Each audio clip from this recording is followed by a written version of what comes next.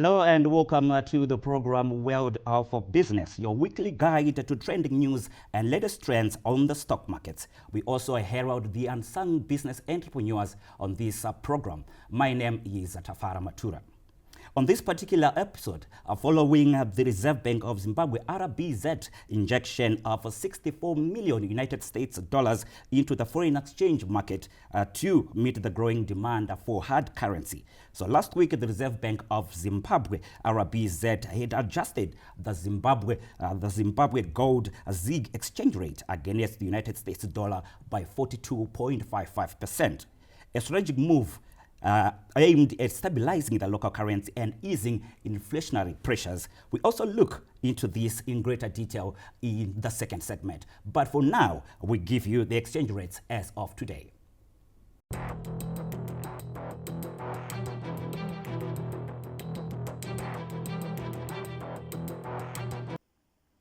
Exchange rates as of today were the Zimbabwe gold to the United States dollar interbank rate was at 25.28 ZIG.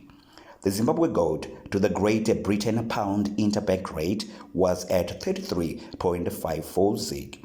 The Zimbabwe gold to the euro interbank rate was at 27.95 ZIG. The Zimbabwe gold to the South African rand interbank rate was at 0.68 ZIG. The Zimbabwe gold to the Botswana Pula interbank rate was at 1.94 ZIG. We also give you the commodity prices on the global markets.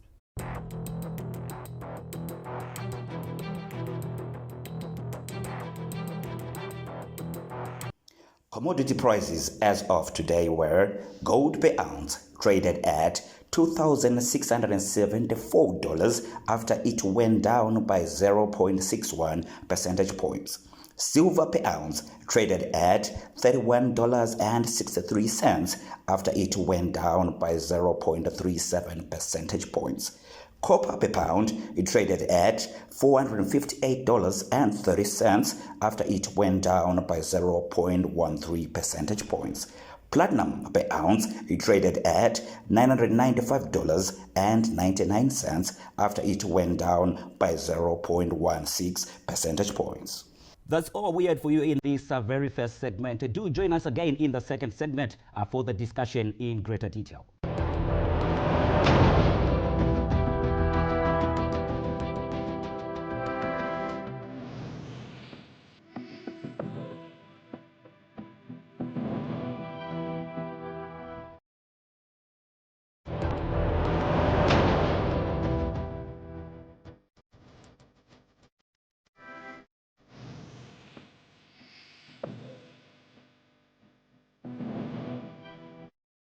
Welcome to the second segment of the World of Business. As hinted earlier, following the Reserve Bank of Zimbabwe RBZ injection of 64 million United States dollars into the foreign exchange market to meet the growing demand for hard currency.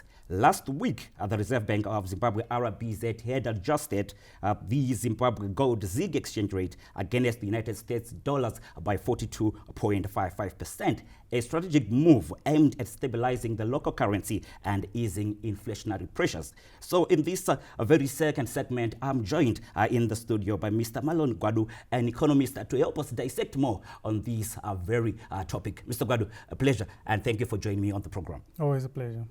Now, Mr. Gwadu, the Reserve Bank of Zimbabwe RBZ has in this month of September injected a total of 64 million United States dollars to the foreign exchange market to meet the growing demand for the hard currency. Can you further explain on this intervention and the effect it has on the economy and the foreign exchange market itself? Well, I think it's important to understand the current phenomenon from a macro perspective and a micro perspective. A macro in the sense that we have got a limited foreign currency generating capacity due to depressed commodity prices internationally. Majority of our minerals in this country which we mine are depressed in terms of their pricing, which limits our foreign currency generating capacity as a country. Then secondly, the El Nino effect has really dampened our currency competence due to increased food security demands which are of import nature, which then put pressure on our local currency and the foreign exchange market. So the injection of the 64 million after the previous injection is quite important in the sense that it oils the foreign exchange market and enhances the capacity of the Zimbabwe gold to compete with other currencies in a way that unlocks the reserves that have been previously declared by the central bank. But what has led to this recent demand in terms of foreign currency itself? Well, as mentioned earlier, we have limited foreign currency generating capacity because our commodity prices have really dampened internationally. That's your platinum, your rhodium, your majority of our products. And then also the drought effect means we've got a high marginal propensity to import to secure food from outside the country. So instead of foreign currency circulating internally in Zimbabwe, it's now going outside the country to secure food for the nation. So this has really put pressure on our foreign currency market and its ability to really act efficiently. The adjusted Zimbabwe gold, what does this mean to an ordinary citizen at home? Well, because of the build-up on the pipeline demand in the formal market for foreign currency, the exchange rate pressure is really increased from the 14 that was there to the actual prices on the alternative market, which was hovering around 30s.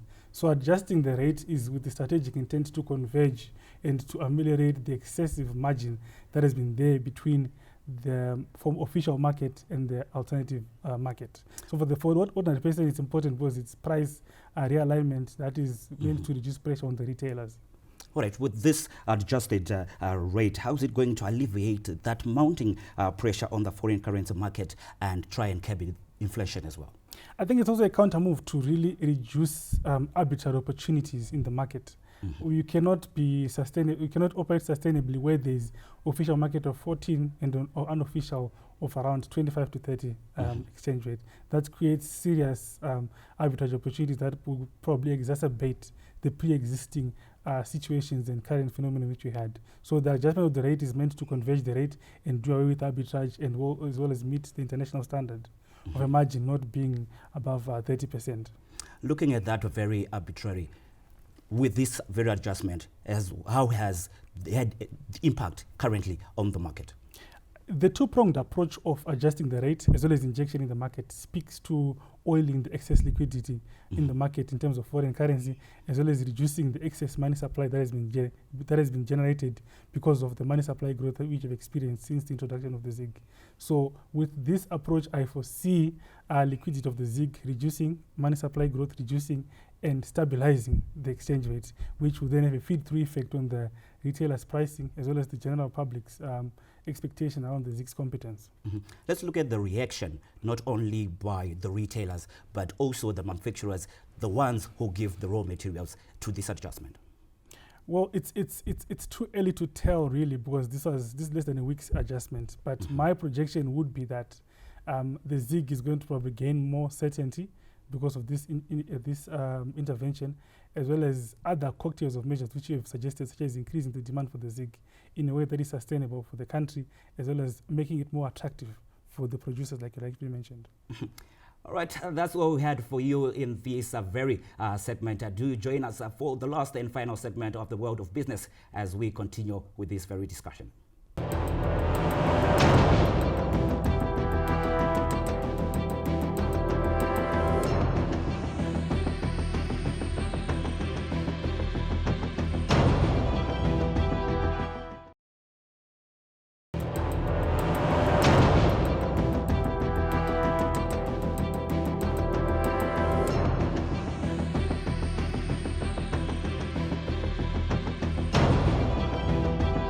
Welcome again to the last and final segment of the World of Business. And in the studio, I'm still joined by our economist, Mr. Malone Gwadu, as we continue to look into the issue that the injection by the Zimbabwe Reserve Bank of Zimbabwe, RBZ injection of 64 million United States dollars into the foreign exchange market to meet the growing demand for hard currency, as well that last week the Reserve Bank of Zimbabwe had adjusted the Zimbabwe gold ZIG exchange rate against the United States dollar by 42.55%. A strategic move aimed at stabilizing the local currency and easing inflationary pressures. Mr. Gwadu, welcome back to the last segment of the World of Business. Thank you.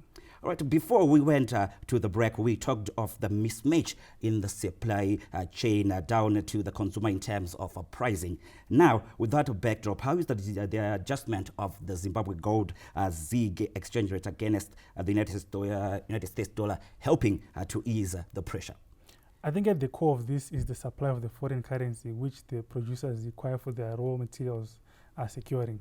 So, as I mentioned earlier, with the injection of the foreign currency into the exchange rate market, as well as the adjustment in pricing in a way that is meant to reduce the margin that suppliers would then face when they're pricing their products, it's meant to bring certainty and to some extent stabilize the pricing modalities of products from the supplier to the manufacturer, then the producer, then subsequently the consumer, in a way that reduces the ability or secure the products in the shelves for the consuming public.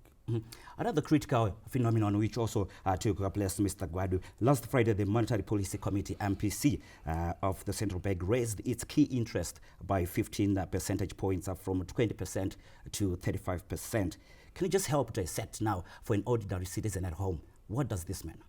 Well, the increase in interest rates speaks to the excess money supply growth, which I've mentioned earlier. So this is meant to control temporarily, I believe, to control the excess liquidity and excess borrowing, which is speculative in nature, and align any other borrowing towards being productive because of the excess liquidity, which is there of the ZIG in the market currently, which is putting pressure on the exchange rate of the ZIG currently. So the increase in interest rate is not prohibitive per se, but it's meant to probably prune the borrowers to be more productive than speculative. You say it's a temporary measure. We're looking for, towards another long-term measure in the near future? Naturally, for an economy to grow, we always hunt for cheap credit to capacitate production. So any increase will probably be temporary to just stabilize the market. Then in the medium to long term, obviously, we always advocate for cheaper credit to capacitate our industries going forward. Now, Mr. Gwadu, let's come back to the foreign exchange market, now operating under the willing buyer, willing seller system introduced alongside the ZIG in the month of April. How has been the performance so far in contrast with the previous foreign currency auction system? I think the willing buyer, willing seller system was meant to really prune out and increase demand for foreign currency in a way that is objective. And the price discovery mechanism has quite much been enhanced because the previous auction system was failing in the sense that it was awarding less reward for persons because of limited KYC capabilities of the central bank. So removing the compliance check from the central bank to the local to the individual dealers, which is the banks, I think in a way it has helped to increase trading and increase liquidity and increase the capacity of banks to really align the foreign exchange market in a way that suits the market demands and the speculations that are there. As we thrive for stability, these measures that were put in place, do we foresee stability coming, or there are some measures you believe they need to be put in place for us to attain that goal? It's a good approach that they've taken in the sense that, look, for every economy to function properly, we need market-driven participants and limited government intervention. So the willing buyer, willing seller, in principle, is a good move. But obviously, further alignments need to be done, especially around the central bank's ability to inject timelessly the foreign currency that is needed in the market. You will recall that for us to have this margin this long, it's because of probably less timeless injection in the formal market of the foreign exchange. Had this injection happened earlier, we would not have this widened margin currently prevalent in the market, and probably not have the necessity of increasing the exchange rate. But because of the build-up over the time, it has really increased the margin, and to some extent has led to loss of value because of the adjustment of the value of the ZIG. Talking about this injection coming in late, is this injection now then enough? It's not necessarily late, but it could have been done earlier. And it's not up to the central bank to say this is enough or not. The Reserve Bank, in my view, is meant to just stabilize the market for it to be fair trade between participants and to do away with any activities that can capacitate the alternative market. But in terms of the enoughness of the market's liquidity, it's up to the participants. The willing buyer, who is the holder of the ZIG, and the willing seller, who is the holder of the foreign currency, and the pricing that is there. and the pressure from the alternative market that makes them realize the value that they want. Now, as an economist, Mr. Gwadu, speaking to the nation or the ordinary citizens that are speaking at home, just to describe the situation which is currently prevailing now. Well, we're at a turbulent time as a country and as I believe as the region at large because of the El Nino effect. But the figures are not very scary. It's something that is manageable and that needs to be disciplined in our approach. We need to do away with money supply growth. We need to do away with excess liquidity, and we need to diversify as an economy away from commodities driven to other productive sectors such as tourism and enhancing our manufacturing because of the advent of the Africa Continental Free Trade Area Agreement. So in a nutshell, I'd submit that in the medium to long term, we need to be more focused and be more disciplined in a way that is not deviant to the market expectations. Let's come to our region. How are we faring in terms of our currency, comparing and contrasting with the other currencies in the region? Well, other currencies have held the fort fairly better, and others have also brought the brunt of the El Nino effect. We are not the only country that has faced the El Nino effect. We've also got, I think the majority of SADC had that phenomenon. And also Zambia is going through a bit of a currency crash because of the current situation. Nigeria as well is going through this kind of a situation. But in a nutshell, I'd submit that the African currencies are quite vulnerable because of the nature of our economies, which are largely concentrated towards primary produce than secondary and, value chain productive sectors. So in the medium to long term, we need to look at ways of strengthening our markets in a way that subsequently strengthens our currency. You talk of those currency crash. Maybe what are some of those reasons we can attribute to those crashes? It's different in different countries. For Zambia, for example, limited grain produce, which has increased their imports, as well as their copper pricing has really been hit by the global commodity price crash. And then we've also got South Africa. The rand is very turbulent now post-election. So we foresee medium to long-term stability. Botswana, it's not been very, it's largely concentrated towards diamonds, so it's a commodity again based economy. So in a nutshell, we submit that we need to look at the structure of our economies fundamentally, not just the currency, because the currency is a derivation of what we hold as a country and defensive capabilities which we have to defend that currency in the face of adversity internationally. You mentioned the structure of the economy itself. Let's come back to the vision of the nation, the National Development Strategy 1, as well as the Vision 2030. Some of those strides we have taken as a nation. Where are we? I think that we are driving fairly well across many sectors of the economy. The mining sector, had it not been for the commodity prices dampening, we were on a highway to achieving beyond the $12 million mark by 2025, which has been set. But because of the pricing of the international commodity prices, I believe to some extent it's been curtailed. Agriculture, we've become wheat self-sufficient. And now because of the El Nino effect is to some extent drawn back our progress. But in the medium to long term, all has been set for us to increase our agricultural produce. Tourism sector has been on a rebound post-COVID. And it's poised to grow in the medium to long term. But just a few pointers that need to be attended to. The issue of energy security needs to be addressed because a mining sector or a mining concentrated country needs an energy market that is efficient, that is able to be supplied as and when needed. We've talked much of the El Nino effect. We are fast approaching the 2024-2025 farming season. Some of those measures you believe also need to be put in place for us not to find ourselves in the very same effect. Well, 2024-2025 is projected to be normal to above normal, which is the La Nina effect. So I don't foresee a repetition of the current phenomenon happening. And the commodity prices are also poised to be on a rebound. So I believe the worst has happened. But as a country, I believe it's a learning curve for us that we have incurred. We need to look at ways of diversifying our economy and capacitating other sectors that will be able to cushion us should this phenomenon happen again in the next 5 years, 10 years, or 20 years, and whenever. Strategic planning across all sectors of the economy that capacitate or propel are important. Now we are fast approaching the end of the year. Maybe what should we look forward to in these very last few months? Well, I think we are now in the peak season for any business, and I believe that we just need to hold the fort. It's been a tough year, and it continues to be a tough year. But whatever capacities which we have as businesses in terms of conserving our value and hedging against any potential losses for the meantime is what's important. In a nutshell, just say survivor mode until the year is done, and then you look forward to the following year, following a beautiful rain season, which you look forward to, as well as commodity prices rebound, as well as other aspects which you expect to change. Well, Mr. Malone Gwadu, thank you very much for joining me in this very episode of The World of Business. Always a pleasure. That brings us to the end of this episode of The World of Business, where we are discussing the performance of the foreign exchange market after the $64 million United States dollars injection by the Reserve Bank of Zimbabwe, alongside the recent resolutions of the Monetary Policy Committee. My name is Tafara Matura, and the entire crew behind the scenes. It is a pleasant viewing.